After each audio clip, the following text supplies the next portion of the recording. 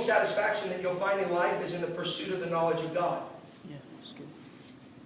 That's why our spirit man cries out, there's more to this. There's more than this. How many of you have ever walked into church?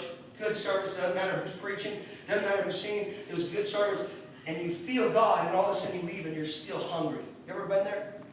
That's how I am when I go to Chinese food restaurants. I'm like, I ate a ton, but I'm hungry. You don't get that way walking out of Italian. I'm telling you, I grew up on Italian food. You leave full. You have spaghetti coming out your ears. That's good. Pasta sits, it's heavy, right? But when you come into church, sometimes you sit there and you go, man, I'm hungry. I feel stirred up. I feel like it was just undone. You know what we'll do is we'll blame the preacher, we'll blame the house. The reality is God put something inside of you so that you go home and you still want something. That's good. See, that's why we pursue so many different things. We try to find something to satisfy this longing inside.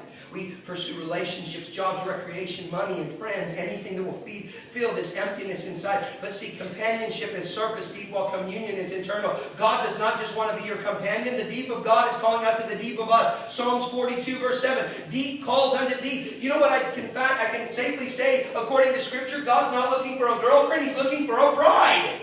Yes. He's not looking at dating us. He's committed to us. Are we committed to Him as the bride of Christ? Now, I know that sounds weird to guys. It's like, ugh, I'm not a girl. The reality is are we committed? Do you wear the ring of Christ? When I got engaged, Pastor, you know what I did?